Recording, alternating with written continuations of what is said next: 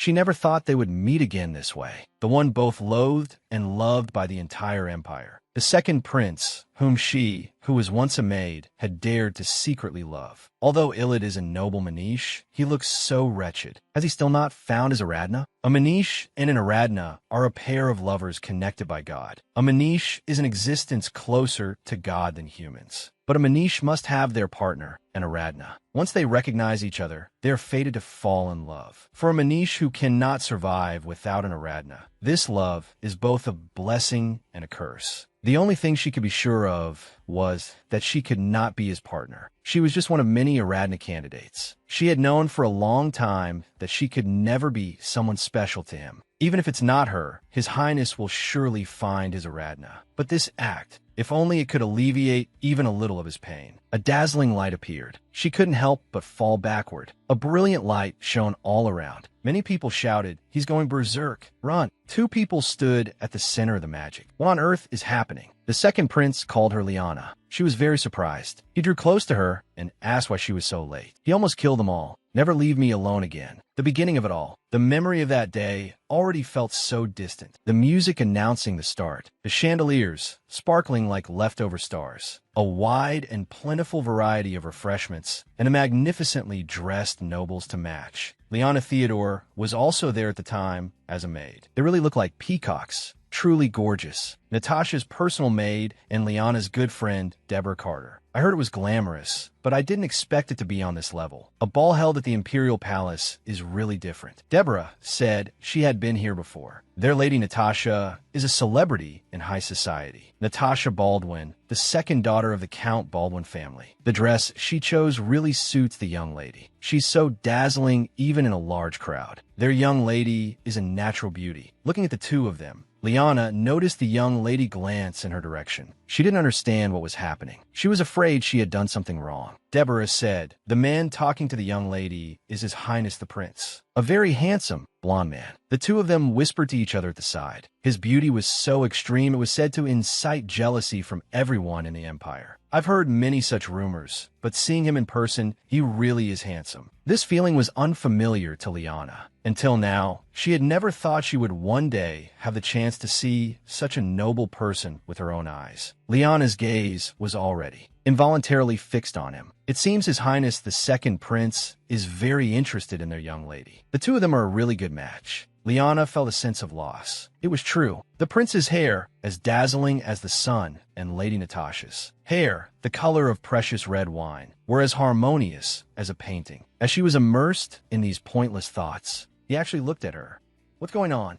Deborah also noticed his gaze and found it strange. Liana didn't know either. The moment her eyes met those sapphire-like eyes, Liana thought, did a violent whirlwind just blow through here? If not for that strange phenomenon, why would her heart be beating so fast? It was a sign. At that time, she couldn't have known. Soon night fell. The 2 of them kept discussing the prince. Why did His Highness look their way? Liana just thought it was a coincidence. A feeling like the one she just had was too presumptuous for a maid like her. What they should be worried about was something else. If His Highness was truly interested in the young lady and problems arose between them, then calming the young lady would be their job. Prince Ilid was famous not just for his looks, but also for his philandering. Prince Ilid freely used his good looks. The young ladies flocked to his arms like moths to a flame. 3 months at the longest, 2 weeks at the shortest. That's his relationship cycle. Incarnation of love is his nickname. They could only pray that the young lady wasn't serious. At that moment, they came out. He was going to visit the Baldwin residence and arrange for a bedroom. The 2 of them flirted right there. The maids could only get nervous. Even if it was just for fun, the 2 of them looked like a perfect couple. Besides, the ripples from the storms caused by these nobles would all be borne by the servants. Natasha didn't refuse his invitation. He said that as long as Natasha was willing, he would even refuse His Majesty the Emperor. The protagonist could only feel, are all playboys this shameless? Who knew that their eyes would meet again by accident? The protagonist quickly turned her head away. They said their goodbyes like that. Deborah got in the carriage and said to her, the prince praised her attire. She mentioned that her dress was chosen by a capable maid. That's why he turned to look at her. Liana, a candidate for personal maid brought by Deborah. Very smart, knows what to do to please her master. She asked probingly, just because our fathers are different, we live such completely different lives. Do you feel wrong? Her biological mother was a commoner, someone who became a countess on her beauty alone. Natasha inherited her beauty and her background. She was well aware of her own weaknesses. When selecting a maid, her treatment for different answers was often extreme. Liana replied that she didn't feel that way. Perhaps the young lady doesn't understand. My life now is already very good. Letting my niece eat her fill and being able to sleep well together is what I've always hoped for. To compare myself with others and end up destroying the happiness I could have. I'm not willing to do that. Natasha was silent for a moment after hearing this. She asked if her niece just turned 8 last month. She said, starting tomorrow, come work in my room. When she returned, she found that, sure enough, at this hour, she wasn't asleep. Liana's niece, Phoebe Theodore, under the protagonist's urging, she had to go to sleep quickly. The book was an iteran, which she learned from what was being burned. It seems to be Lady Angelica's. She felt it was very simple. This is a big problem. Although she knew Phoebe was smart, if Lady Angelica found out, the consequences would be severe. Phoebe might be in danger. She had to make a promise with her niece not to speak of this, as it would arouse Angelica's jealousy. Phoebe agreed. Deborah ran up to the protagonist, teasing, "Isn't this the young lady's personal maid, Liana?" She wanted to say it for the 100th time. Happy, she didn't notice that the eldest daughter of the Baldwin family, Angelica, was already standing behind her. She came up and slapped her. "I s it because you're a maid who serve a commoner? Your behavior is truly vulgar." It was the same for everyone there. No one could speak freely. Maids were like that. No one dared to make sound. Breaking the silence was a privilege only enjoyed by those of higher status. She looked at the protagonist. "You look decent enough. You were probably chosen to be a stand-in for that time, right? Since you both have the same background." She mocked the protagonist, but the protagonist said, "Neither servile nor overbearing, I don't think so. And now that I am her personal maid, I can tell Natasha what you've said." Angelica was furious when she heard that. She ordered her maid to bring out the whip she just bought. Just as Angelica was gloating, Natasha appeared behind her, saying, "Good morning, sister. I didn't think you would lay a hand on my maid," slapping her without any reason. Angelica was disdainful, looking down on and mocking Natasha as well. Natasha didn't back down. "That I'm very grateful to my mother. After all, we are very different in terms of spirit and intelligence." Natasha spoke to her in iteran. She really couldn't understand a single word. She didn't even know Natasha was cursing her. Unable to win the argument, she planned to just leave. The morning's little episode ended just like that. At Natasha's urging, Deborah had to leave early. In the royal garden, the task of serving the young lady fell to Liana. Liana's colleague, Annie, came over to praise her for being really amazing. Actually, at that time, it was the only thing I could do. When I was confronting Lady Angelica, Lady Natasha was observing the scene through the window. No matter how many times I was whipped, as long as I could make her recognize my loyalty, it would be a profitable deal. This act of showing loyalty was very important, because if I could be chosen as the young lady's dowry maid, I could at least create a condition for Phoebe to have her own room. Of course, I also wanted to avenge Deborah. She asked Annie, "Have you seen the prince?" Annie also had a starstruck look on her face. She said she had never seen him before. Seeing him for the first time today, he's so handsome. They're a really good match. If only His Highness the Crown Prince were a little more sincere. Ilad's gaze was fixed on the distance. Natasha noticed his inattentiveness. "Have you taken a liking to my maid?" He replied that he just wanted to praise her for putting her in such a beautiful dress. She didn't react much to his words. Looking at the flowers in the garden, my mother was very fond of that kind of flower. Purple is also the color of the emperor. He said, "Perhaps it's a more resilient flower." I originally thought the violet was a naive child, but I didn't expect her to show her claws. Not bad. It would be even better if they were sharper. It's a pity she'll have to be sent away after the work is done. Like I said, I don't care if others are jealous of me, and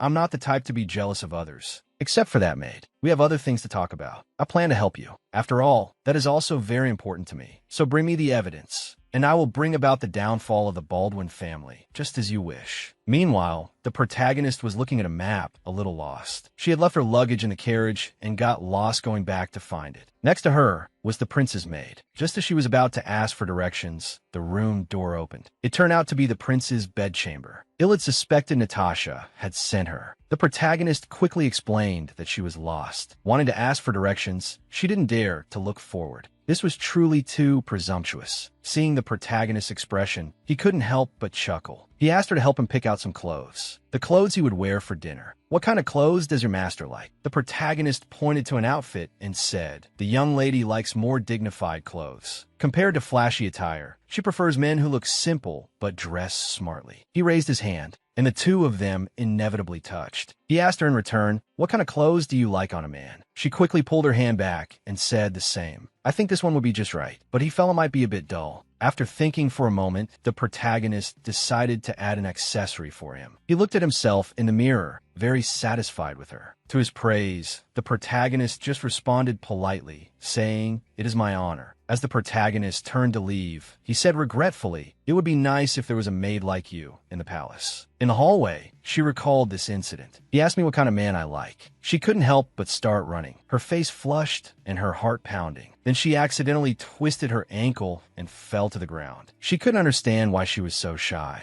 It was just picking out an outfit. At that moment, someone extended a hand. It was a white-haired man. The two couldn't communicate. He was from the Atara kingdom and only knew a few words of their language. Seeing him concerned about her injury, the protagonist said it was nothing. He wanted to ask where his room was, but the protagonist misinterpreted it as him asking to go to her room. He just didn't know where his room was and wanted to ask for directions, but the protagonist didn't understand his meaning and rejected him directly. And she even felt this person was being strange. He was left there, helplessly wondering where his room was. The protagonist arrived at the library. It was the book Phoebe had read in Iterum before. There was no harm in confirming its contents. God was too lonely, so he created a being that could stay by his side. This was the first human, the Manish. God blessed him with omnipotence. He created countless humans for him. But the Manish, relying on God's omnipotence and favor, gradually became arrogant. The special power he possessed was called annihilation. With just a single word, no matter what it was, all traces of it would be erased from the world. The one who loved everyone, and no one, God's first human, the Manish, was perhaps too lonely. God created the Aradhana.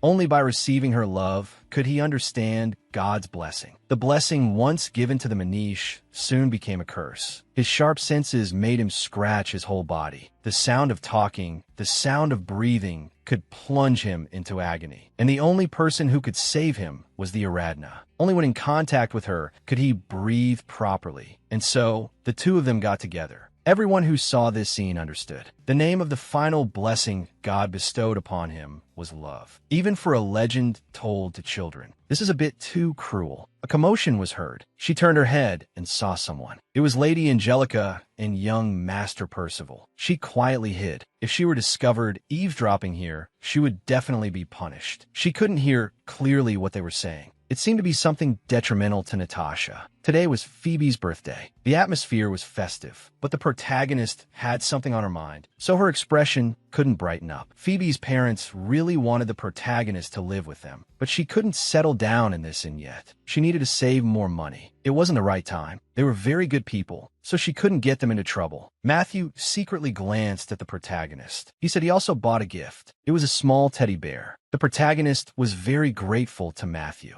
He gave Phoebe a birthday gift every year. From a distance, Deborah watched Matthew, thinking he looked overjoyed. She decided to tease him. She opened a gift prepared nearby and asked, "Whose box is this?" He was flustered. Just as he was about to admit it was for Liana, someone interjected, "Is this also a gift for Phoebe? It's a little dress. It looks very pretty." He stared blankly as Phoebe thanked him. Matthew, on the verge of tears, said, "As long as Phoebe is happy." Soon they went back. Phoebe was so sleepy, she fell asleep on the protagonist's back. Suddenly, Phoebe woke up. She said, "What I said at Annie's house wasn't true. The person I like the most is Aunt Liana." Hearing this, she said, "The person I like the most is Phoebe, too." In a flash, she fell asleep again. The protagonist felt helpless. The book about nobles that Phoebe read must have been a book the young lady threw away because she hated studying. I never thought the Baldwin family would come up with such a plan. Natasha should be running away from home soon. She will marry Benjamin, her father. Lady Natasha probably doesn't know anything yet. She had to think of a way to save the young lady. While working, Deborah said that His Highness the Prince had visited in person. It seemed the two had really fallen in love. But at dinner that day, he didn't wear the outfit the protagonist recommended. His Highness is truly an unpredictable person. she needed to find the gardener. It seemed she had to get a new set of floral decorations. It was Angelica. She had to be careful not to run into her today. The eldest young lady must be in a very bad mood. The protagonist originally wanted to pass by carefully, but Angelica didn't want to let her off. She was tripped and water splashed all over her face. Just like that, she mocked the protagonist and was about to step on her hand. Seeing her silent and humbly submissive, Angelica found it boring and left. The protagonist stood up, crying and laughing, thinking to herself, "It's okay. I just need to change my clothes. My hand was just stepped on." This ceramic is crystal ceramic. It is a rare product made with the theme of a night in the desert nation of Atara. Count Baldwin, Jack Baldwin, introduced it from the side. Illid had seen enough and wanted to leave. At that moment, Natasha came over. The two were like a couple deeply in love, greeting each other intimately. From behind, Natasha secretly handed him the evidence. After Illid sat down, he looked at the evidence and found it strange. Prohibited drugs smuggled from Atara, a route established by the house of Marquis Owen.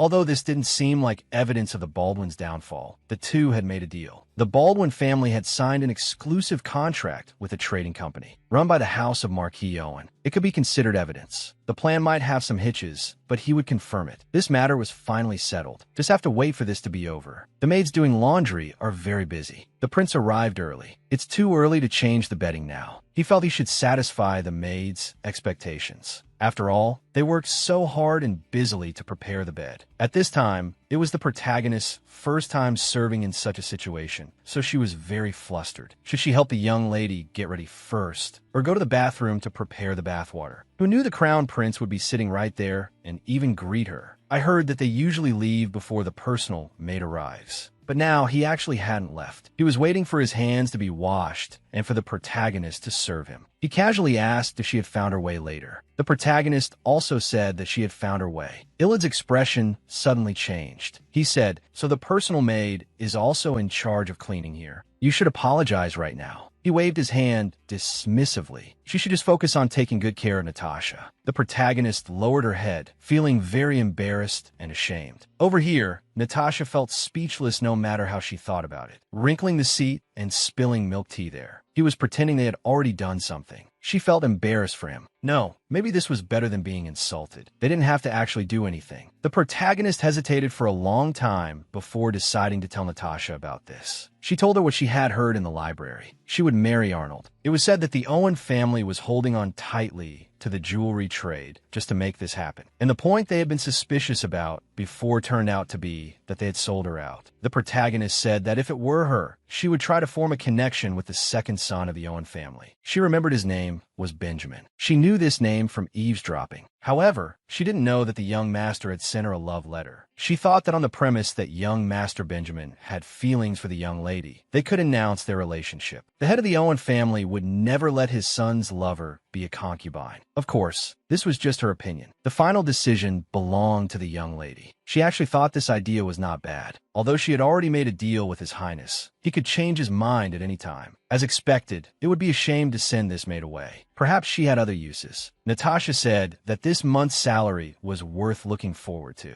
The protagonist was very happy when she heard this. Maybe she could move into the inn sooner. It was indeed the right thing to say. It wasn't for the money, but for Miss Natasha's sake. Just as the protagonist was about to walk and chat with her colleague, the young lady called her from the side, asking her to come and ride in the royal carriage together. Natasha's relationship with the two of them wasn't that close. She had to let everyone see that they weren't riding in the carriage alone. But for a maid to ride in a royal carriage, it was indeed too extravagant. After getting into the carriage, His Highness actually spoke to her. This made the protagonist very uncomfortable. She was afraid the young lady would scold her if she saw. Ilid, even in front of Natasha, asked her to work at the imperial palace. The protagonist really wanted to be invisible. In those two's eyes, she was just a maid playing along for their entertainment. They were discussing the ceremony for the anniversary of diplomatic relations. It was said that the Atara royal family would also be coming. He couldn't remember what the prince's name was. Besides, he was bad at remembering people's names anyway. Natasha teased, "You just can't remember men's names, right?" Ilid defended himself helplessly. "He's worked for you for 10 years. and you still haven't remembered his name clearly. Natasha made a bet with him using Liana's name. They would check in a month to see if he remembered. She bet that he wouldn't. The protagonist had no choice but to state her name. He was very happy after hearing it. He said the name was easy to remember. After returning, the protagonist felt very uncomfortable. Afraid of making a mistake with her attire, she had specially worn a new pair of leather shoes, which ended up causing problems. She recalled Elide saying he would remember her name. It was common for people to forget a maid's name. There was no need at all. So from the beginning, she never expected him to remember. But Maid must never forget her employer's name. Even hypothesizing about such a thing was absurd. It looked a bit ugly, but this was the only way. But it didn't matter. No one would pay attention to a maid's feet. While the girl was looking for the banquet hall, she ran into that person again. She thought to herself, this person is a pervert. It's better to have less contact with him. But the two still met, and he was so close. When she stepped back, her ankle couldn't take it, and she was about to fall again. Luckily, he caught her. The two looked at each other. His eyes widened slightly as he looked at her feet. The protagonist thanked him. If she had fallen in there, she would have been in big trouble. He always manages to help her, but the protagonist didn't know how to thank him. In the end, he said that when he grabbed her hand just now, it left a mark. Because of the language barrier, he wanted to say it wasn't on purpose, but it came out as if it was intentional. However, the protagonist understood what he meant. He spoke word by word, but luckily the protagonist understood. He was concerned about her injury. She told him not to worry. After a series of gestures from him, the protagonist thought he was saying he was an attendant of the Atar delegation. This made him very frustrated. The protagonist politely curtsied and greeted him, introducing herself. He also said his name, Arcelo, using his country's name as his surname. That was something only the imperial and royal families could do. But Phoebe had also said that the word order in the aristocratic language was different from the national language, so she didn't think much of it. Maybe it just meant he was from there. The protagonist also said his name, correcting his pronunciation. He looked at the protagonist, a little shy, as he said her name. Hearing him finally pronounce her name correctly, she was still very happy. It was getting late. She had to get to the banquet hall quickly. Just as the protagonist was about to leave, he grabbed her. He pointed to the person next to him and said attendant. But the protagonist still didn't understand what he meant, thinking he was saying he himself was an attendant. This made him very upset, and she really needed to leave. As she left, she even told him not to follow her. He just watched her leave like that. The attendant came over, thinking he was being called. Arcelo, the fourth prince of the kingdom of Atara, muttered her name to himself. Back at the banquet, her colleague reminded her not to forget to apply medicine. And over where the young lady was, there was a familiar face. It was said to be His Highness the Crown Prince. He had a completely different feel from the second prince. If His Highness the Crown Prince was the model of an imperial prince, then His Highness Elide was like a mischievous, playful angel. There was a feeling that His Highness the Crown Prince was being outshone. It was the young lady's call. She asked the protagonist to go to the carriage and get her scarf. Also, that person was Benjamin. She was to secretly pass this note to him. That was the young lady's future. She would definitely complete the task. There was a service staircase just around that corner. Although she was a little scared, suddenly a knife was stuck in the ground in front of her. Then she was tied up and brought to a place, questioned about where she heard it. This was clearly top secret. A few more people came from behind. He pulled out the small note from the protagonist. It was Marquis Arnold of the Owen family. He wanted to see the note. It was a love letter from Natasha to his son. He was furious. He had gone to great lengths to get that woman. And Lennox, His Highness the Crown Prince, was there too. Although she had no idea what was going on, one thing was certain. These men were engaged in an illegal act that must not be discovered. They actually ordered her to be executed, to die so easily. But she still had someone to protect. At the last second, the subordinate's sword stopped. It was His Highness the Second Prince. He knew his brother was here. Elide said he was stopping his brother from going astray. The way he glared at Elide, anyone else would have thought he was the one caught in the act of murder. He saw his lover's maid disappear into the darkness. He thought they were having a secret rendezvous. To be so concerned about his lover's maid, he really was a thoughtful and gentle lover. His own affair had been exposed, but he wasn't flustered at all. He was still making excuses for himself before leaving. He even reminded Elide that there are many enemies in dark places. He also had something to say. There are some people in this world who are not interested in status. Why be in such a hurry? The person in question has no interest at all. Then thank you very much, little brother. It's nothing, just a small matter. They didn't expect that while they were talking, His Highness the Prince would come. They almost messed things up. He wasn't sure if that kid knew or not. And what was that about not being interested in status? Arnold felt like he was going crazy. He looked like he was about to tear his brother to shreds. It was better to get away as soon as possible, as long as he could have Natasha. Elide untied the protagonist's bonds. The protagonist didn't know how to thank him, but Elide was concerned about her hand injury, saying it would leave a scar. The protagonist said nonchalantly that it was fine, as long as she could still use it. He noticed the wound on the protagonist's hand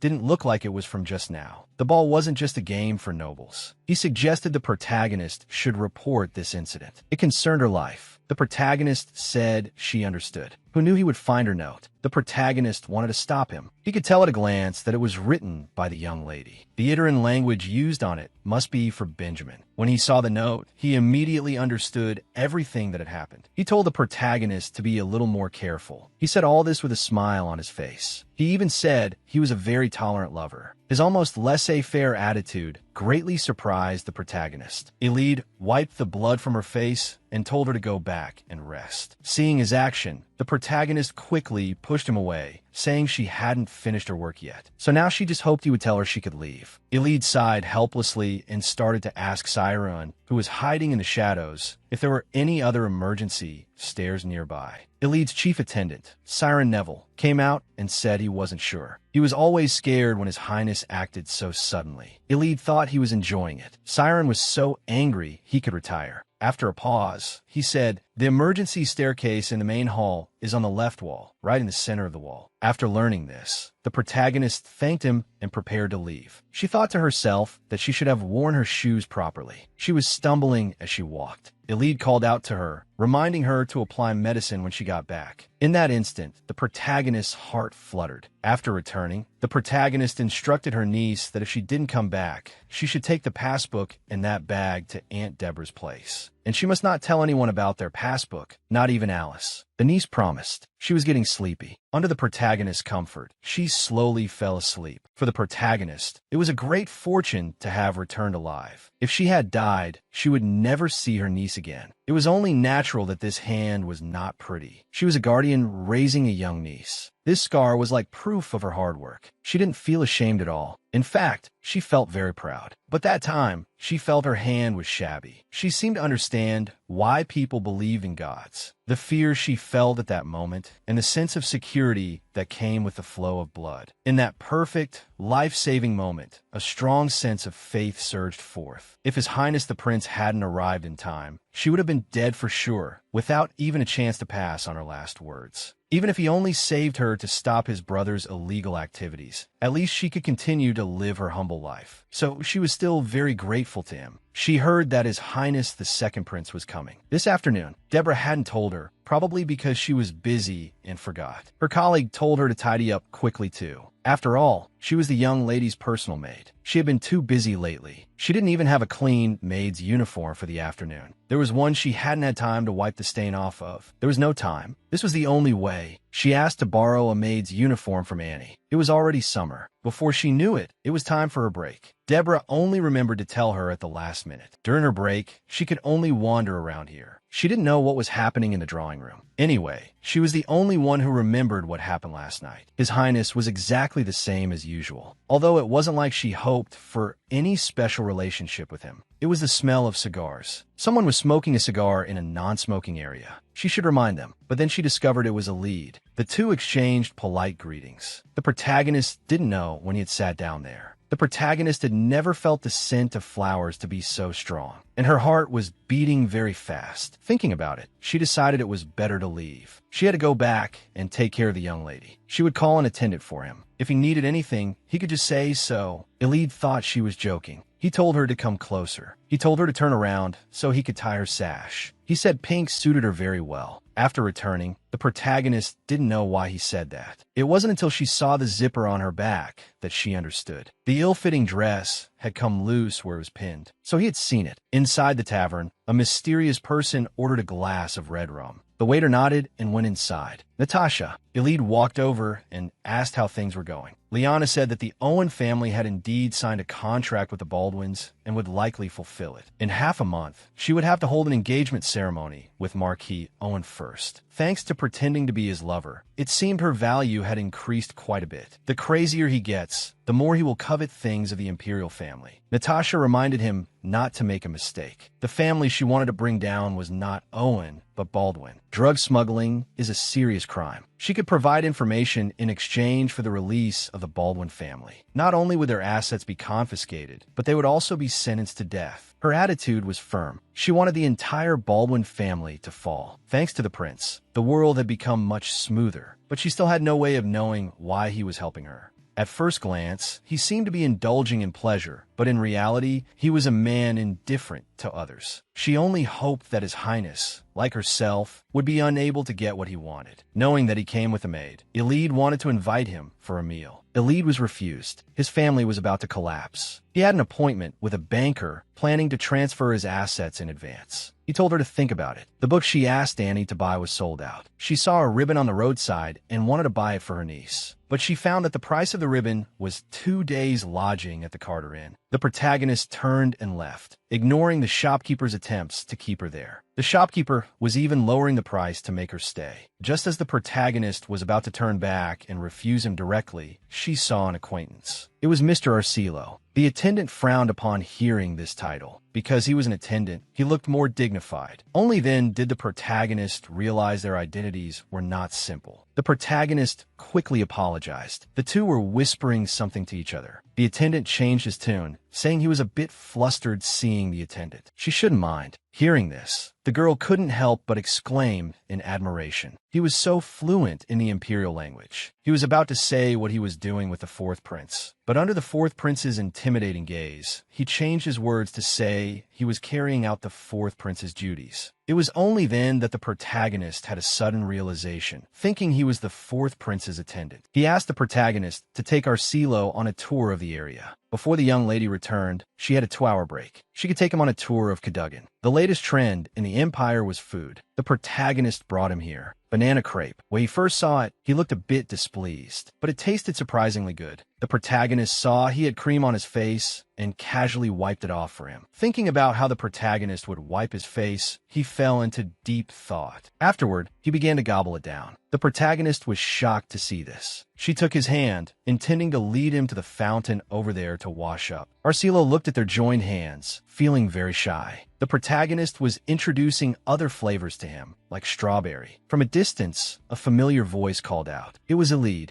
A short while ago on the street, he was looking for the protagonist. He heard people around him discussing how handsome a foreigner up ahead was. Then he saw the scene before him. He saw the protagonist's happy expression. His face darkened, and the protagonist still didn't understand the situation. The two of them seemed to have reached some agreement, and now he had to accompany him on a shopping trip. The two of them said something, even pointing at her. Elide explained to him that as a prince, he couldn't just ignore an envoy, so he had to use formal speech. Otherwise, it wouldn't be in line with royal etiquette. Seeing the protagonist hesitate, he turned as if to go find Natasha. The protagonist was helpless. Since he had put it that way, what could she do? But for His Highness to be so nonchalant about that incident, did he not feel any guilt or remorse? The protagonist couldn't help but give him a sour look. Elide noticed her hands were covered in scars and offered to help the protagonist carry her books. The girl refused directly, saying the book was titled How to Become a Handsome Chef. In her heart, she was thinking, please don't ask. Arcelo said something, and Elide translated, saying he wanted to buy a Cadogan book as a souvenir. In that case, they should buy a fairy tale book with illustrations. The protagonist knew a lot about this. The protagonist went into the shop and began to explain that he wanted to buy a fairy tale book. Elide came over, asking for a book that was popular with maids. The clerk said, of course, it's romance novels. The most popular romance novels are all over there. He whispered that among them was the one the protagonist had just bought. A new series of The Chef in Bed had just come in. The protagonist couldn't stand it anymore, explaining that she bought it for a friend. But Elide clearly didn't believe her. Anyone could see the mocking expression on his face. The protagonist couldn't help but say that he was the one who should be ashamed of his behavior. But Elide said with an innocent face, I didn't do anything wrong. You're the one who brought a romance novel into the royal palace. The protagonist was very angry, reminding him of the incident where he saw her underwear. He thought for a moment, before finally realizing which incident it was. He couldn't help but laugh out loud, apologizing to the protagonist in the middle of it. But he still didn't think it was a big deal that what's wrong with a red one. Arcelo looked at the cheerful atmosphere between the two. His expression wasn't too good. At this moment, the protagonist's time was up. It was time to return to the young lady. In the end, Arcelo actually caught up to her and apologized. It turned out he was specifically apologizing for lying to her. Hearing this, the protagonist couldn't help but laugh out loud. Actually, she had figured it out 2 hours ago. After all, he just stared blankly as the prince left. It's strange no matter how you think about it. Their attitudes were complete opposites. Besides, the prince's imperial language is so good. How could his attendant not know it? But she didn't mind his lie. After all, he had already apologized to her. Arkin began to formally introduce himself to her. He told her to call him Akai,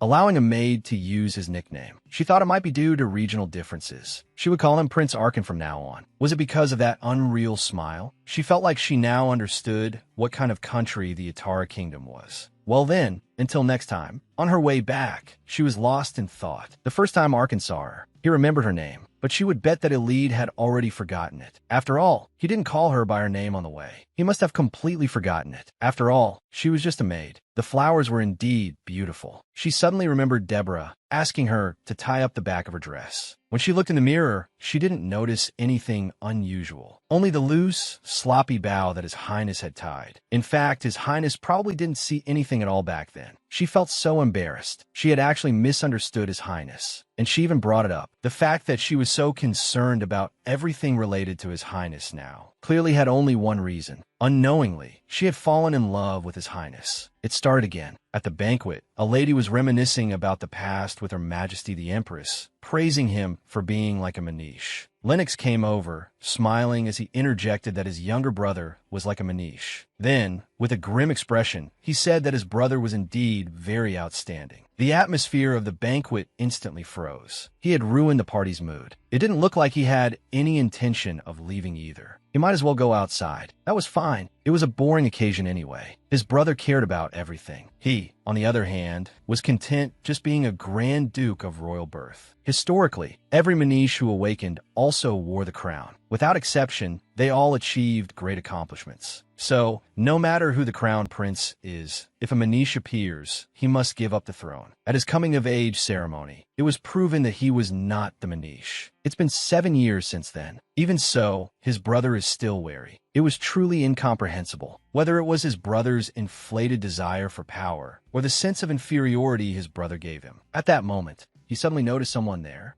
dressed plainly.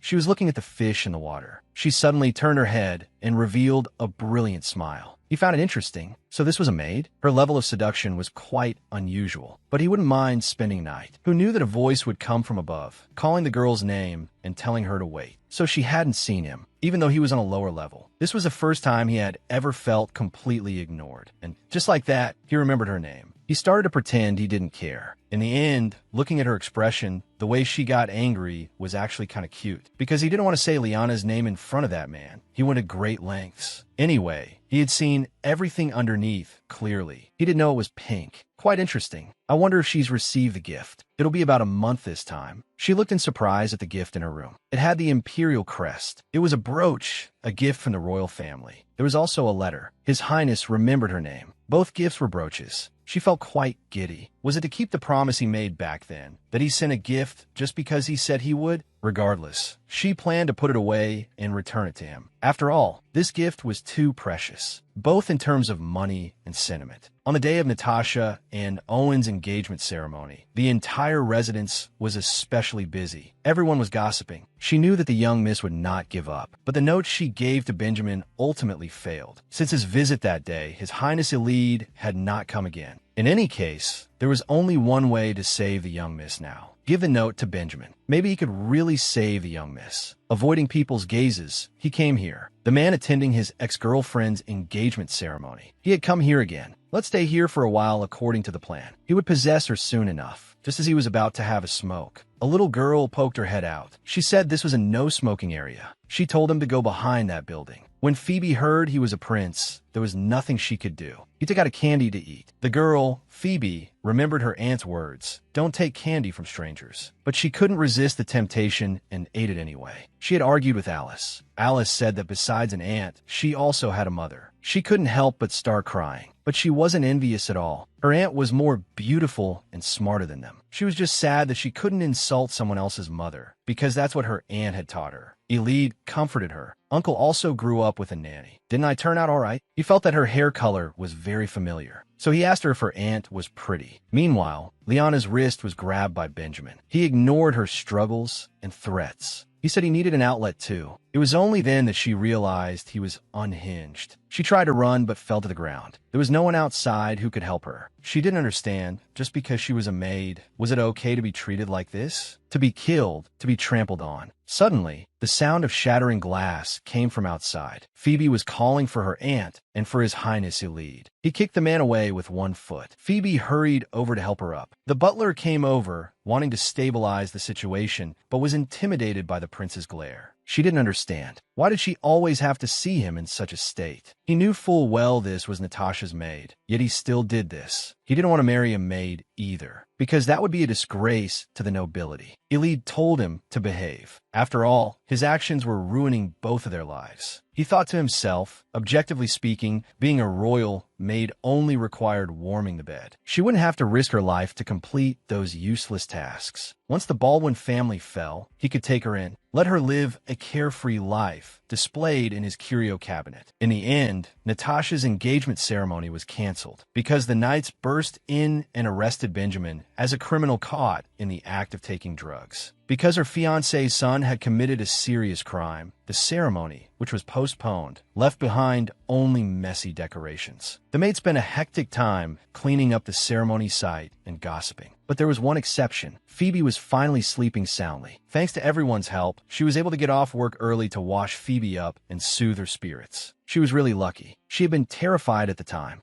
When she was in terrible danger, she kept hoping for his arrival, like a savior sent by the gods. She kept hoping he would come and save her, hoping the knight would defeat the villain for her. She gazed at his back with such longing. However, that was just a fairy tale. After all, he said he wouldn't want to marry a maid. In the fairy tale, she wasn't the princess, but the snake-like character who dared to seduce a noble. She planned to return the item to him. The inside of the wardrobe was a mess. There were signs of it being rummaged through. Her brooch was gone. The person who lost valuables wasn't just Liana. The maids reported the stolen items and their value. Only her losses were particularly high. Even some of her things that weren't valuable had also disappeared. It seemed like she was being deliberately targeted. Natasha called her name several times. Only then did she come to her senses. The young miss seemed to understand her. With so much having happened, maybe she, like her mother, could become a marchioness. She noticed the female lead's expression was off and said she was just joking. His Highness Elide would be visiting in the afternoon. She told her to put a little more effort into her appearance. Deborah's expression was a bit indignant. When the two were on a break, Deborah took something out. Annie told her to eat it. To prevent her from saving all for Phoebe, she stuffed it directly into her mouth. She thought for a moment, then said her brother would be delivering ingredients in the afternoon. She told her to consider her brother. Actually, through this matter, she had no intention of forcing her. She just wanted someone who could protect her. It would be fine even if that person was someone else. She was actually very worried about her. After all, she was very beautiful. If she could be with her brother, she would have to worry less whether it was about Phoebe or about her. That's why she said it. In fact, at that time, she clearly could have hinted that it wasn't Liana's fault at all. But she didn't say it. But she just smiled and told her she was fine. Deborah cried for a long time, then ran inside, saying she would do her share of the work too. And she, taking over Deborah's work, met Matthew, who came to make a delivery. Although Matthew was the same as usual. He had bought something for Deborah and also bought something for her and Phoebe on the side. But the gift he gave her, in particular, was of surprisingly good quality. How should she respond to Matthew's feelings? Meanwhile, Natasha was questioning him about what on earth he was doing. Because of his interference, things had become a mess. Elide's expression was very calm. He told her not to go crazy here. Sit down first. Natasha noticed his gaze had become sharp. For the sake of the plan, she had to endure it. What happened this morning was because the plan went off track. She only lost her temper because she was upset. She considered whether to take her with her when the time came. She was actually a little curious too. After all, the human heart is hard to predict. What if she thought that path was happiness? But these were all just clumsy excuses. She probably just wanted to hurt that maid. Or perhaps hurt herself. Elide knew she wanted to take the maid. He gave a perfunctory reply that she should do so. His eyes looked elsewhere. It was the sight of her in Matthew.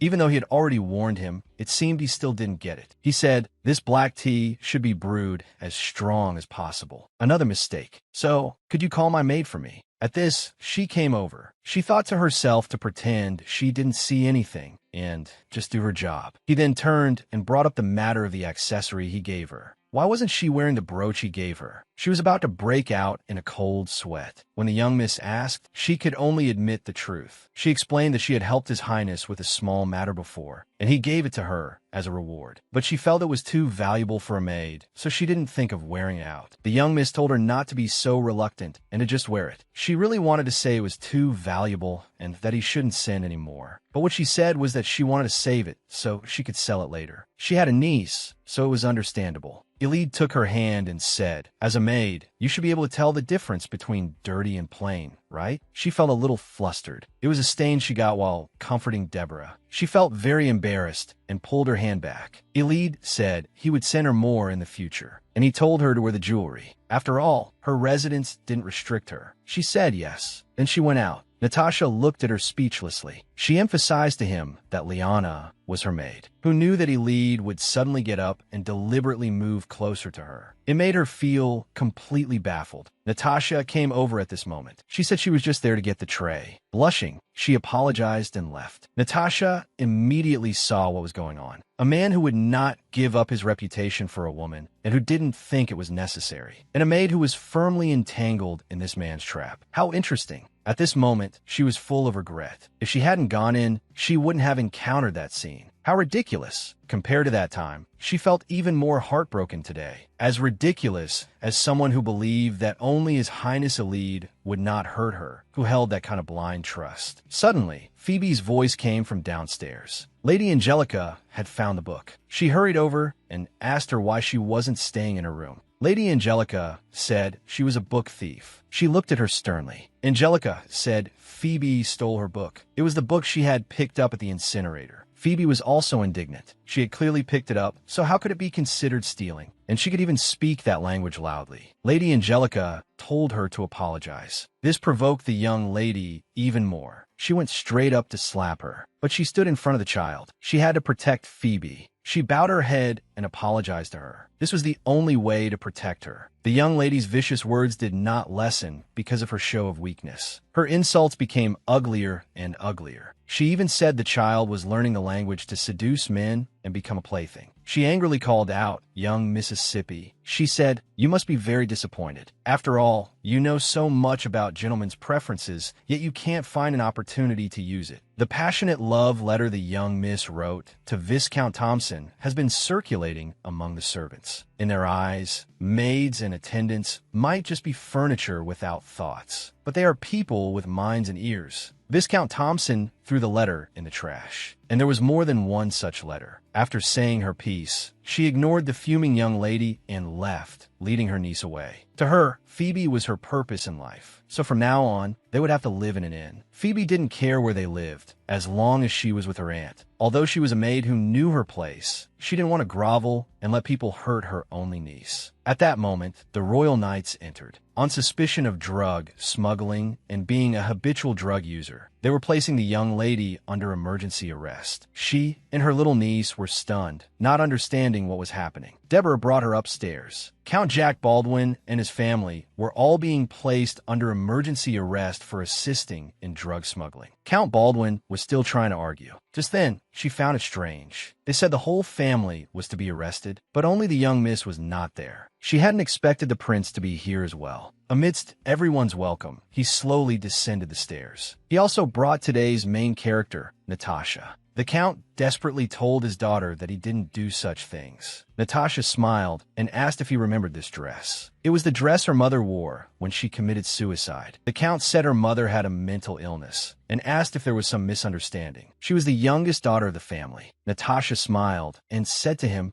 You still don't get it? I'm avenging my mother. From the moment she found her mother's diary, she knew he was a man who would sacrifice his own wife to strengthen the family. And she, to achieve her goal, had approached an innocent, unsuspecting maid. The young lady angrily asked if she was trying to repay kindness with enmity. She laughed and said she didn't want to be one anymore. Now you'll become a lowly commoner. Sister can stay in prison. Natasha's revenge came to a close. The royal knight then walked up to her and told her she was under arrest as a criminal. Natasha was a little surprised. She was being arrested for tax evasion and the use of borrowed name accounts. It bore the royal seal. Natasha hadn't expected to be double-crossed. Could have been from that time when he said, "Call my maid." There was only one condition to the contract, and there was only one illegal act he would turn a blind eye to. He had also found out about the alternative plan Natasha had prepared for him. With a cold expression, Natasha watched him get into the carriage. She said, "Your Highness will regret this. You two will have a moment of weakness." The prince nonchalantly said, "Who knows? Will that day ever come?" Winter arrived. She and Deborah were together, not knowing how they would live from now on. Now, anything could be done to her. Deborah was even thinking she should have stolen some jewels. But she said no. She wanted to take a look at the young Mrs. room. All the valuables in the dressing room were gone. The Count had never touched the young Mrs. clothing allowance. All that money added up was probably enough to live on for a lifetime. The ones who should be most worried were them, especially her. Without a letter of introduction, she might have to start as a dishwasher. Someone came to the inn. She went forward to greet them. She never expected it to be Prince Arkin. He was discussing something with someone else. Deborah asked who he was. She said he was someone she met by chance. Deborah started putting on makeup, saying she should have said so earlier. But it was understandable that she didn't like her brother. Now she wanted the one with brown hair. The one with white hair was for her. Deborah went right up and started chatting. Seeing that Akai was also looking at her, she simply greeted him. At that moment, Deborah shouted loudly that the food was ready. The two of them ate it and felt it was so spicy. The attendant seriously suspected this was an assassination attempt. Phoebe poked her head out from under the table. She asked if he was really a prince. She was speaking the Atara language, and she was self-taught. Arkin praised her, saying she was really amazing. She said her aunt said so too. That was her aunt over there, the most beautiful person in the world. Arkin agreed and asked the girl's name. He wanted to ask a favor of her. Arkin asked to meet her alone. He took out a prepared note. He wanted to say what was on his mind. She asked him to slow down so she could understand the situation. He understood. Archon wanted to take her to the royal city of Idara. He could offer her a position there. She roughly understood. He wanted her to become a lady-in-waiting at the royal palace. She asked why Archon said she was very capable, because at that time, she always used the young lady as an excuse. By then, she was a little confused. How did he know her niece and find this place? Archon started to play dumb. She didn't want a job that required her to hide her identity, and it was to such a faraway place. Moreover, she didn't understand why he insisted on taking her. Archon said there was no one like her there, so he sincerely wanted to invite her. She went back and told Deborah about this. She needed a week to think it over. She also had to consider Phoebe's opinion. Deborah asked her to find out only one thing, whether she could bring her along too. She agreed, but she still had to consider whether to go or not. And the reason she was chosen was because she was capable. Deborah was a bit speechless after hearing that. The prince resolved to do his best for Liana. In the palace, Elide planned to, that maid, bring her into the palace. The attendant felt it would be better to make her a mistress, but he was worried that after he grew tired of her, she would pester him for marriage. His current situation wasn't very good. He would be gossiped about by the nobles, but he still wanted to do it. Moreover, he felt that since he was giving her such a job, she would definitely agree. Seelan heard this and was a bit angry. The prince hadn't at all considered things from her perspective. But the prince didn't listen to his words at all. Now, he was going to sleep. He preferred to sleep naked. Although he was very dissatisfied, he was to send someone to the maid's place tomorrow and have them report back. The prince was also thinking of going personally to make her recognize her place. He thought to himself that he was determined to have her. Selan and Prince Elide were childhood friends. His mother was the wet nurse who raised the prince. He had also taken care of him for over 20 years, from when he learned to walk to entering the academy and up until now. Elide was a decent employer and a good friend, but he easily overlooked others' feelings. Even when he analyzed others' emotions with his mind, it was only to use them. His excessive perfection stemmed from cold indifference. Now, he was playing clever tricks even with the girl he liked. He understood that if this continued, His Highness would never be able to understand his own true feelings. He could only do his best to help. That night, he felt a great pain in his body. His mind was racing. He rang the bell forcefully. Selan ran in. Seeing that His Highness was not himself, he called for a doctor. His Highness kept muttering, "Run." The Maneth had awakened. The seventh Maneth's power was fire. In a massive, flickering explosion, countless people were buried in the sea of flames. "Your Majesty must make a decision now. Personal feelings are a ruler's greatest enemy," Lennox said, adding that it was indeed a cause for concern. Although it's necessary to dispose of a Maneth who has lost their Aradna before they go berserk. But that was his son. Familial bonds are hard to sever. He, too, didn't want to send his younger brother away just like that. But he was the one who taught him that as royalty, one must fulfill their royal duties. The Emperor was in a difficult position. The reason for the irregular cycle of the Maneth's appearance, there is only one: the absence of an Aradna.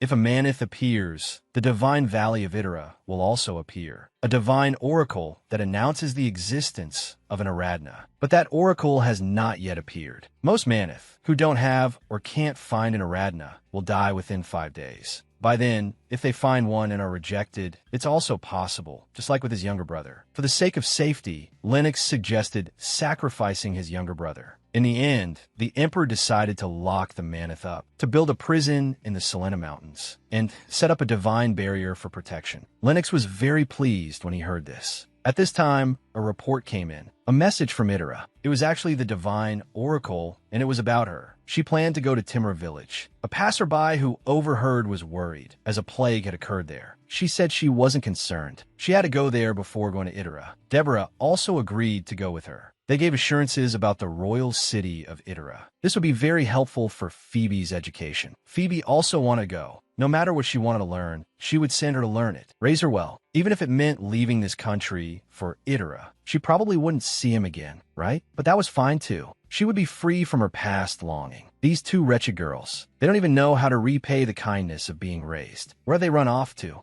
Someone discovered them. She was on high alert. But the Annie was very kind. She gave them food.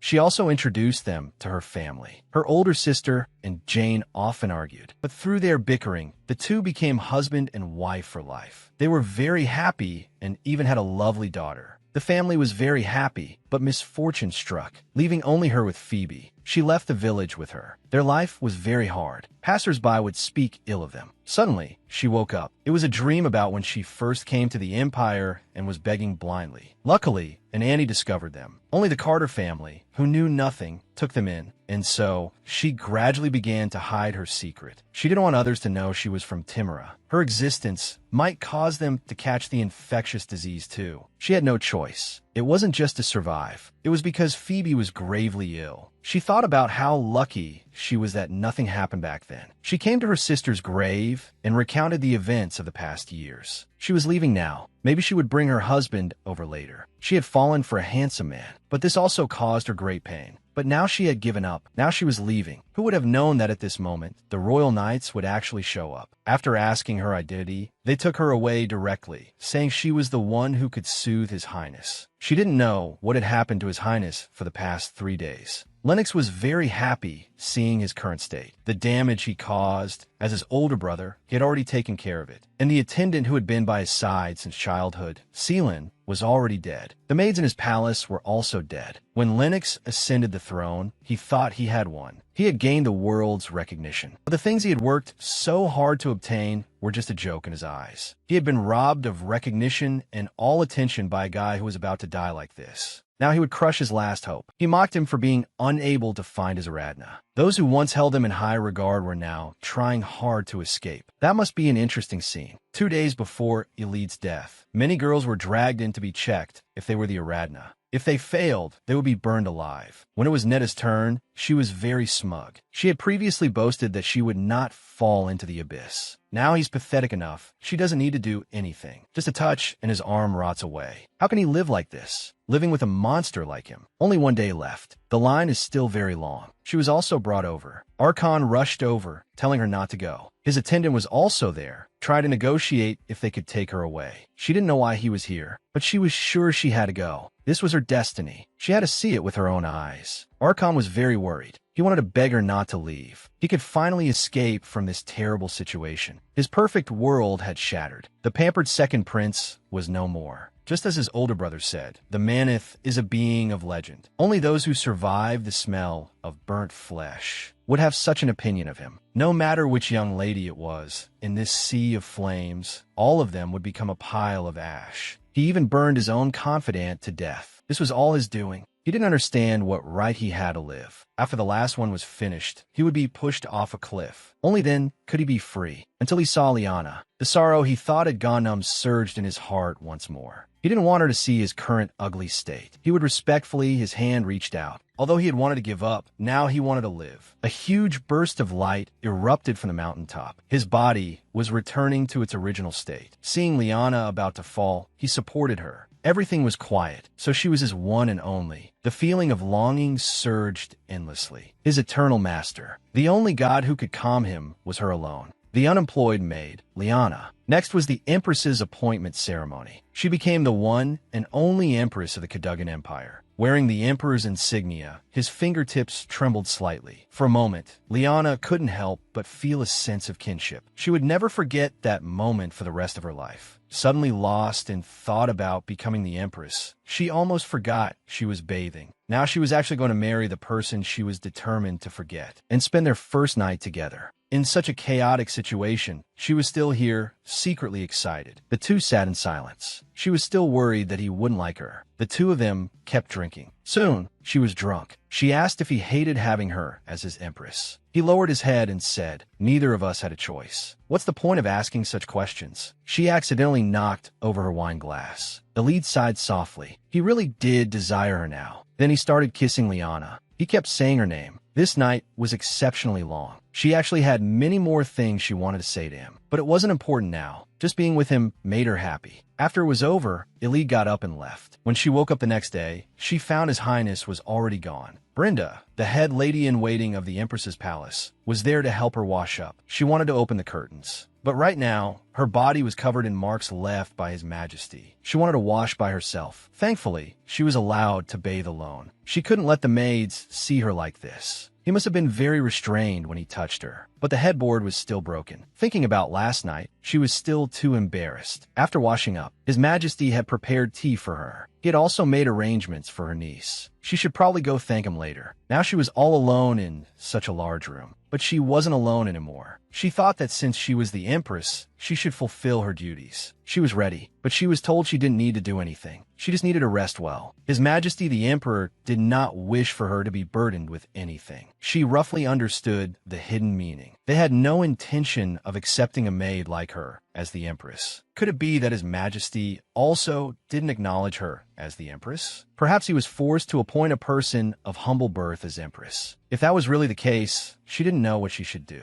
She felt so wronged. Meanwhile, Elide felt something was strange. He could erase the memories of the other Aradna candidates, but not the Empresses. The attendant said that the Aradna is a special existence. She would remember everything that happened at that time. The minister mentioned the budget proposal for the temple. He said that a temple that couldn't even grant the knowledge he sought didn't need such a large budget. Then he left. He turned his head, about to call for Seelan, but the person by his side was long dead. The attendant reported. The lady-in-waiting had personally seen the Empress drink the tea and would prepare it daily. He actually knew that even in the dead of night, the marks on her body were very deep. This time, he had become a monster too. A terrifying monster that would only leave her with pain. The Empress clearly had a tense expression. In contrast, during the coronation ceremony, he was already planning that night. He had hurt her like this. He was worried about Liana. And because of this, he wouldn't stay by her side. Voices echoed in his ears. They said that Liana didn't want to be with him at all, because he was a monster. In the end, he would live according to the instincts of a Manith. He would have to kill his Aradna. And if he didn't control his emotions, flames would ignite around him. He was very worried that Liana would come to loathe him. But so what? Liana had to accept him, and his self-esteem was already in tatters. He decided to act the part of his old self. That way, maybe she wouldn't be afraid of him. She would see him as a person, even if she saw him as a selfish and cowardly beast. He had to act as if nothing was wrong, stand before her, and protect his own pride. He found Liana reading a book, but the book on the fundamentals of palace etiquette was a bit too difficult for her. She was also very grateful to him for the matter concerning her niece. After all, she was her only blood relative. For Liana, the object of her emotional attachment is her blood relative. This was something he didn't have. A terrifying thought emerged in his mind. He actually wanted her niece to disappear, but she must never know this. Liana noticed his expression was off. She asked with some concern what was wrong. Seeing her, Elide felt a sense of relief. After all, the person who could stop him from going berserk was right by his side. Liana kept saying something. They were all words of concern for him. This made Elide very happy. He couldn't help but laugh out loud, saying he was fine, just a little tired from handling state affairs. Then he walked closer to Liana and asked her if she was okay yesterday. It didn't really hurt, did it? He wanted to take a look. This made her very embarrassed. What is His Majesty trying to do? Elide just asked if she needed treatment. It was better for him to look than for another doctor, right? Soon they were finished. Liana wanted to stay with him a little longer, but he had to go. He was silent for a moment. He said that he already knew about what she had asked the head lady-in-waiting. She didn't have to do anything here. Just like now, she didn't have to do anything. He would call for a tailor tomorrow. He asked if there was anything she wanted. She shook her head. He became a little angry when he saw that. He asked with slight irritation if she didn't want to accept his things. She was a little scared when she saw this. The atmosphere became tense. He left. Actually, what she really wanted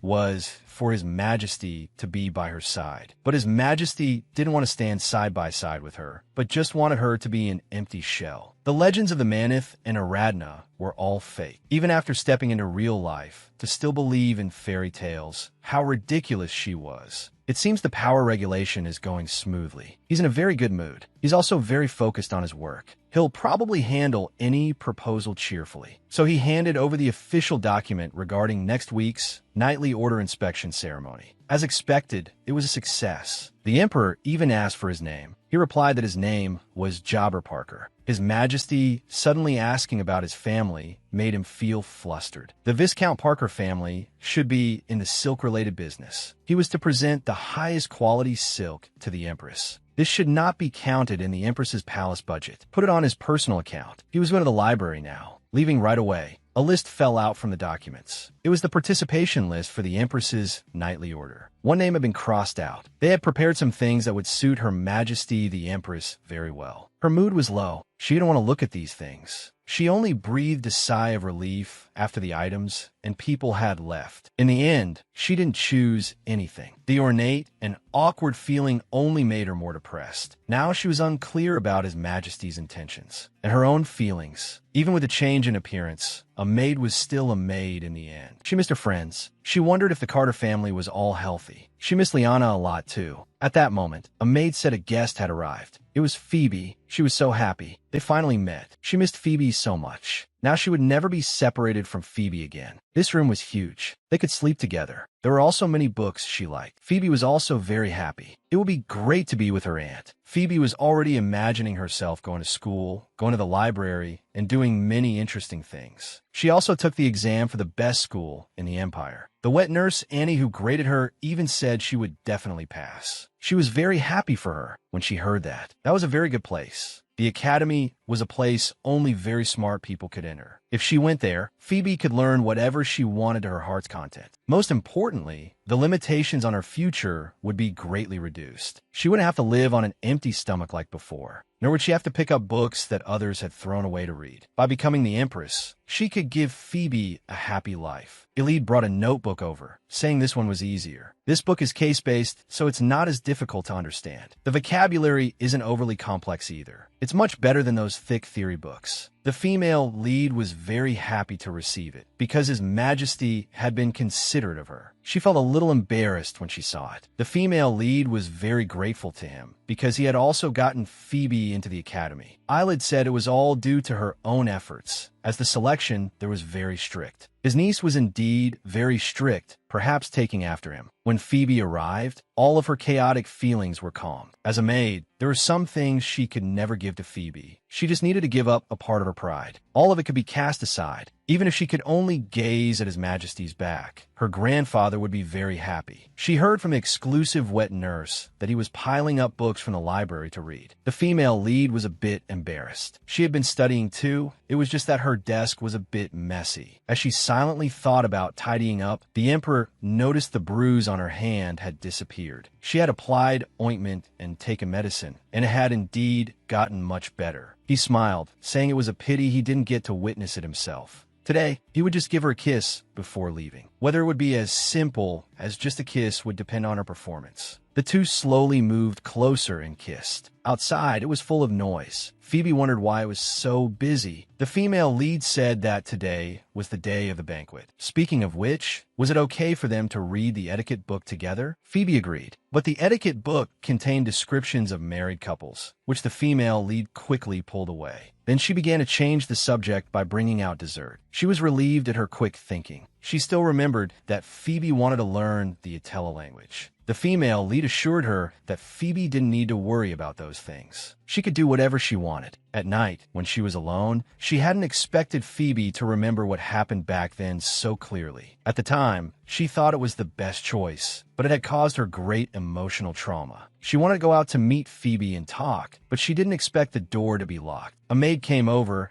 and said she could just give her any orders directly. It was a recent change in regulations for the royal family to lock the bedroom doors at night for security reasons. She was locked in this room, a door that could be easily opened from the outside but not from the inside. She suspected His Majesty had ordered her to be confined, afraid she would cause the royal family to lose face because she was a queen who came from a maid's background. His Majesty finished the banquet. Although with Aradna's help, his condition had stabilized. But even so, a Manish is different from ordinary humans. Through their 5 senses, which are abnormally more sensitive than humans, he could sense their pretentious, utterly foolish, and disgusting true nature. Right now, he needed Liana. He heard from a maid that she wanted to go out. He was terrified that Liana would run away, the one he so desperately craved. He walked in with a smile. She looked very unhappy. He looked at the newspaper in her hand. He understood that she wanted to go to the banquet, but he didn't understand why. The people there were clearly disgusting. Besides, Liana could still avoid him. He turned his head and said he felt like he was already showing signs of losing control. Liana, as expected, turned her head. He would absolutely not let the person before him escape his side. He said, "Don't let your imagination run wild. There's no one there you'd get along with. Just stay with me."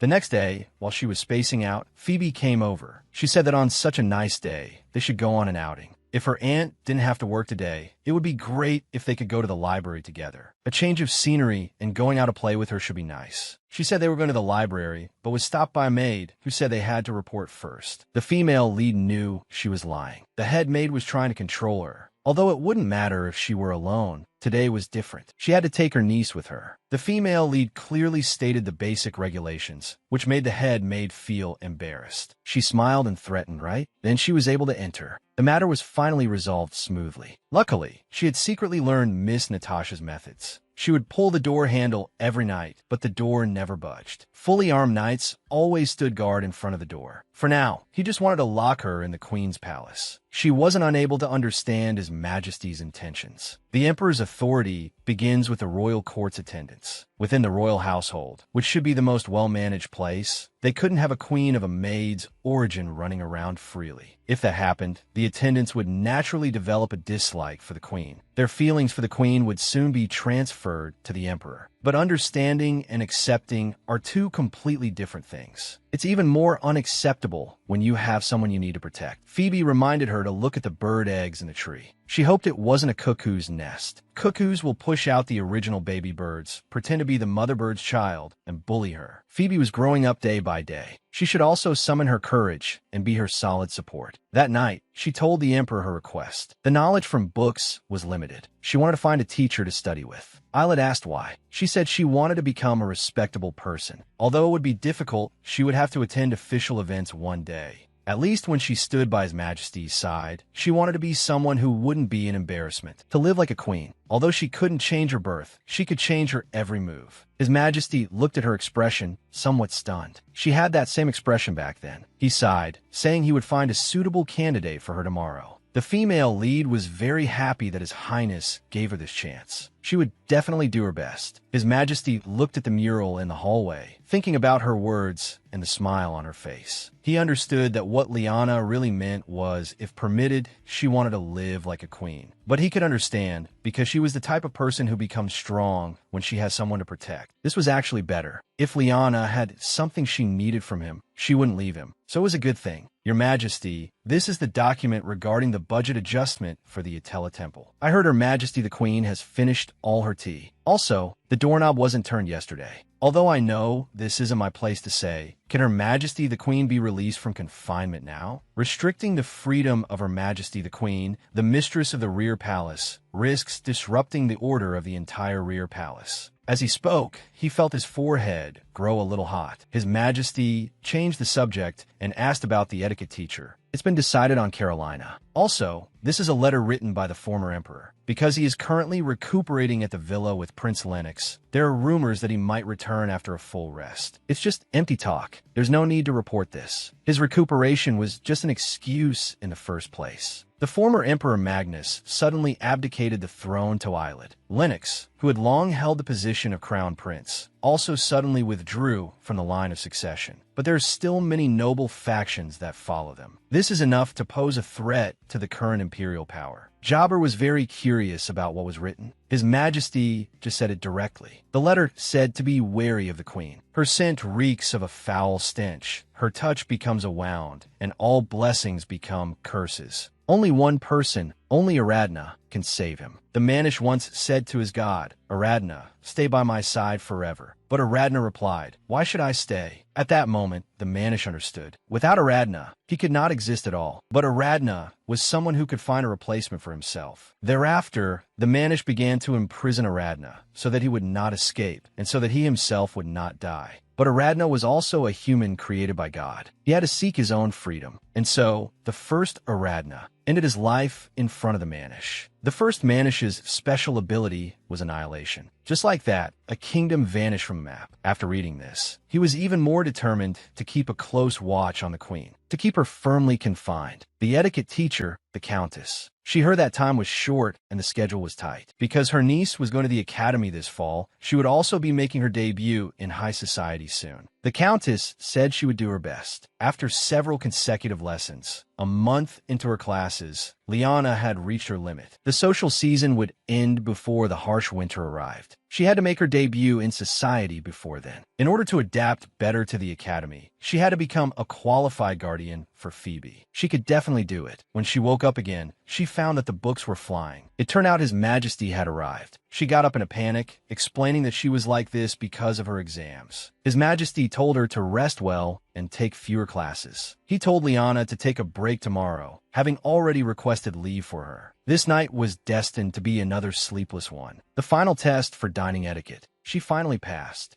She was very happy.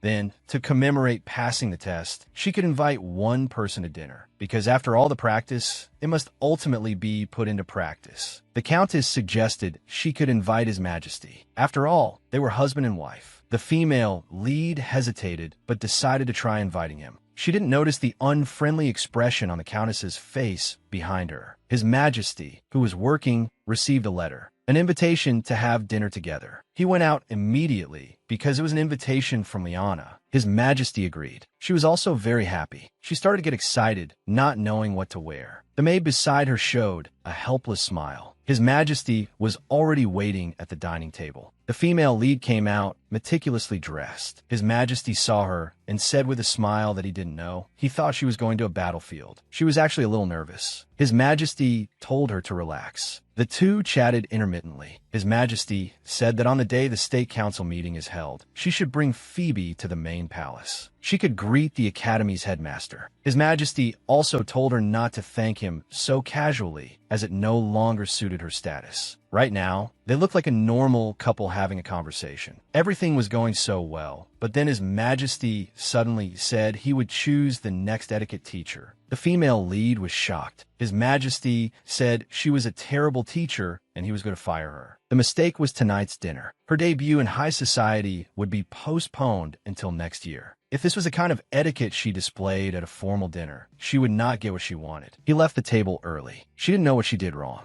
His Majesty said the Countess should have already received her due punishment. The female lead turned back and asked, "Punishment? The Queen's honor is also directly related to him. He will not tolerate anyone who damages his prestige. His punishment is perfectly normal." The female lead asked him to spare the Countess, saying it was all her fault, her own inadequacy. Mrs. Somerset's only crime was having to be the teacher for a lowborn queen. "Thank you for the dinner."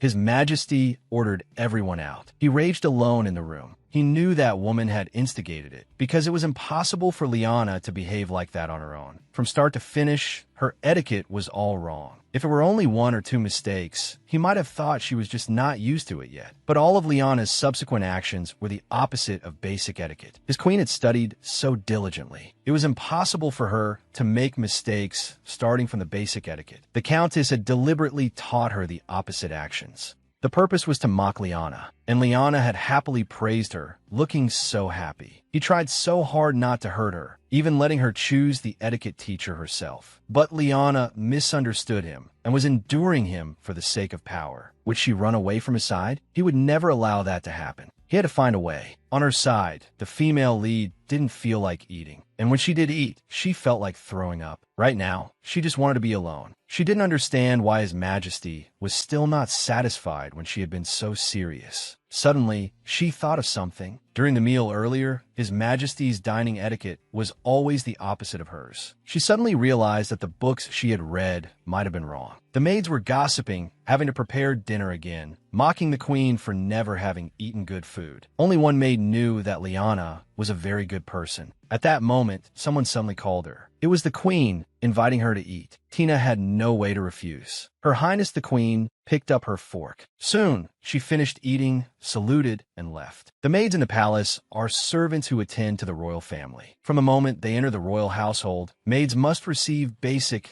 noble etiquette education. She understood that Mrs. Somerset had deceived her. She had anticipated that some families would not approve of her, as some maids already treated her with slight contempt. But she never expected it to be this severe for someone to personally do such a despicable thing without showing the slightest sign of looking down on her. She had underestimated the noble's malice towards her. She could no longer hide behind His Highness, living blindly with her eyes closed. She had to stand up for herself. The female lead went out to find His Highness and apologized to him. She already knew what had happened. His Majesty felt it was better to be clear. The punishment for Carolina would be for her to decide. As for the new teacher, she should discuss it with his aide. The female lead suggested she handle the matter herself. A maid who is forgiven for a mistake once will not make the same mistake again. No matter how well-educated a new maid is, she cannot compare to a maid who has corrected her mistakes. A terrible thought surfaced in Isla's mind. It would be better to just kill her. The female lead said she wanted to continue learning from her. She didn't want people to know she was hiding out of fear. Although punishing the Countess would make the nobles fearful, though it'd only be with His Majesty's help, not something she resolved herself. If this kind of thing happens again and again, that's what the nobles will think. She didn't want to live hiding behind His Majesty, but to stand up for herself. His Majesty respected her opinion, saying the head maid of the Queen's palace must be replaced, and the maids who follow the head maid must also be rescreened. He heard that Mrs. Somerset has deep ties with the head maid. If this continues, the public opinion will only get worse. Even though she had become like this, she didn't say a word, even though she was about to faint. The female lead was still very grateful that he had finished that meal with her. His Majesty didn't mind, just told her she didn't need to thank him anymore. Seeing that His Majesty was about to leave, she said that she had a very pleasant chat with him today. His Majesty was also happy to hear that. After returning, His Majesty wanted to send an invitation to Carolina to summon that woman alone. Betty, the eldest daughter of Count Somerset, heard about this and asked, and then, this. Ever since the Queen had dinner, she hasn't come to class. He didn't know. The Countess never thought she would actually believe it. She was of lowly birth. What would a maid know about table manners? Her niece is like a fool, too. His Highness's face has been gloomy lately, probably because of that queen. But His Majesty has his own ideas. Although he can't abandon Aradna, he can prevent her from appearing in high society. The one standing by His Highness's side should be a noble like them, not some lowly woman. She believed her own daughter could definitely take the position of Empress. Her loving mother would definitely help her achieve it. At this moment, an invitation arrived from the palace. It was His Majesty the Emperor inviting her over. The two were very excited, thinking that something good was about to happen. The banquet hall of the main royal palace. Among the central nobility, only a few people close to the emperor were allowed access to this place. It was an occasion all nobles hoped to be invited to.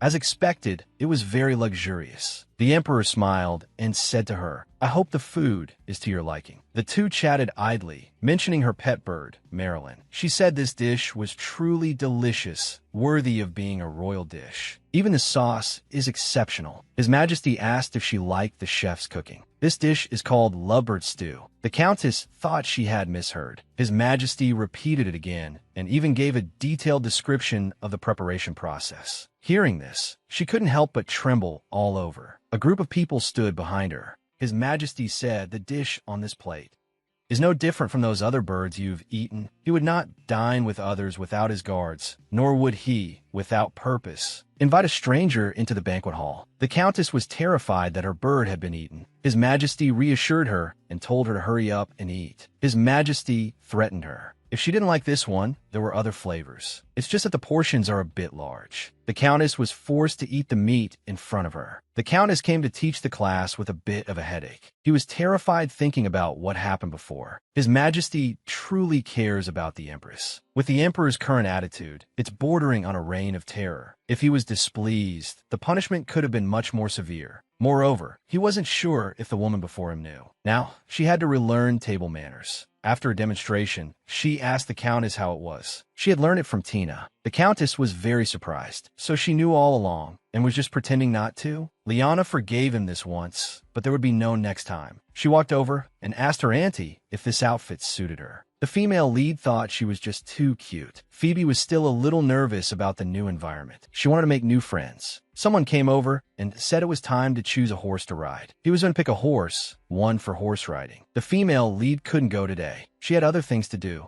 Unlike what she had worried about, Phoebe was full of energy. She had to work hard too. Mrs. Satissette's attitude had indeed changed drastically after that. She was about to make her debut in high society. She really didn't have much time now to change to a new teacher. Actually, she had told a lie in front of His Majesty. She said she only knew after seeing it. In reality, she didn't want him to know about her making mistakes in front of the maids because of the deep-seated insecurity she felt about herself. In this lonely place, she didn't know if she could keep going. It was time. She hadn't expected the person who came to be Deborah. The Deborah from not long ago was inexplicably dragged away by the knights and brought to the royal palace. Then she was told to have an audience with His Majesty the Emperor here. But one thing was certain, Deborah was very good at reading the situation. One wrong word and she would die. The Emperor had her read a letter. It was written by the Empress. She thought she would never see Liana again in her life. She never thought Liana was still thinking of her. The Emperor gave her a chance to be the Empress's lady-in-waiting. She was not to have any other ideas, or the consequences would be severe. Things went smoothly after that. She was undergoing intensive basic training for a lady-in-waiting. Deborah did not let her guard down for a moment and was always very serious about meeting Liana. But due to etiquette, she could only curtsy deeply. She knelt down and asked for her name. She said it many times, but due to etiquette, she couldn't make eye contact with the Empress. But a chance glance revealed that Liana was crying. Deborah's firm resolve wavered. What was wrong with her? She called Anna over. The three of them were finally reunited. Although Liana's status had changed, the atmosphere was very harmonious. An hour later, the two sisters were both indignant, speaking up for her. So many things had truly happened during this time, but thankfully, they were here. The female lead asked how they got in. They said that His Majesty had summoned them, and she hadn't replied to the letters because she was receiving training to be a lady-in-waiting. The female lead thought they had broken off their friendship. If Liana had truly been living a life of luxury, perhaps this relationship would have ended in resentment and longing. But the truth was, she heard that Miss Natasha was living as a commoner and had even opened a dress shop. If it's Miss Natasha, she should do very well. After all, she is a person with a strong sense of fashion. That night, he finished reading the Empress's letter. he understood two things. 1. Liana was very attached to that lady-in-waiting and her family. 2. Liana's attitude towards him was light. It made him so angry he wanted to kill everyone. But he knew he couldn't do that. Binding Liana with only material possessions and power had its limits. So he did the opposite, bringing in Liana's friends. This was the most effective tool to keep Liana stable. He didn't understand Liana. For now, he could only use every means possible. He wasn't sure if Liana, after seeing her friends, would want to leave him even more. When he came in, Liana seemed to be writing something. On the floor were several letters addressed to him. The female lead was very embarrassed after being discovered. She hadn't intended for him to find out this way. He had said not to thank him for everything, so she wanted to write a letter. She wanted to say that she had a very happy day today. His Majesty was a little surprised to see it. He shyly asked if she had any other friends. She could choose them herself. From now on, she could decide on her own ladies-in-waiting. This was her duty. The female lead was very happy to hear this, feeling a sense of closeness to His Majesty. The adults were chatting in bed. She decided to have dinner in front of Deborah tomorrow. His Majesty said she was too thin, but Deborah had said that being too fat wasn't attractive. The lead, however, hoped she would be a little chubbier. That way, she would be more comfortable to hold. The female lead felt her soul leave her body when she heard that. She hugged the lead, which made her feel very cherished. The emotions she had hidden in her heart and tried hard to avoid were all laid bare. The female lead really liked the person before her. She hoped that one day she could truly touch his heart. Annie must be happy, right? His Majesty should know very well. The question is, Annie happy? Have you asked Annie that? He says that as long as she is happy, he is happy. So, are you happy now?